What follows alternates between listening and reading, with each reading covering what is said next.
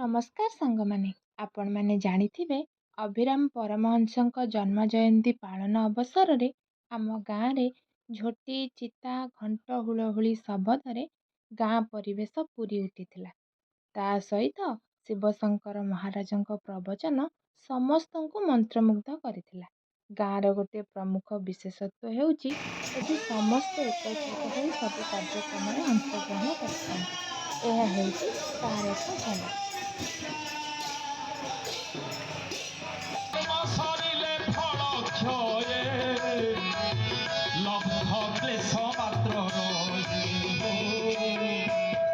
ମୋତେ ଭରସା ନ କରିବା ପର୍ଯ୍ୟନ୍ତ ମରିବ, ଦୁଃଖ ପାଇବ, ଭୟ ଛାଡ଼ିବନି, ମାୟା ତା ତଣ୍ଟିକି ଧରିବ। ହଁ, ମୋତେ ଛାଡ଼ି ସୁଖ ଶାନ୍ତି ଆନନ୍ଦ ନାହିଁ। ଗୋଟେ ଲୋକ ଭଗବାନଙ୍କୁ ଭରସା କରିନି, ଗୋଟେ ଭିଣୋଇ ଚାରିଟା ଶଳା ନଡ଼ିଆ ତଳିଆକୁ ଚୋରେଇବାକୁ ଗଲେ ଜଣଙ୍କର ବଗିଚାକୁ। 2 ଦିନ ତଳେ ବର୍ଷା ହେଇଥିଲା, ନଡ଼ିଆ ଗଛରେ ମୋ ଶିଉଳି ପଡ଼ିଲା ଭଳି ପଡ଼ିଛି।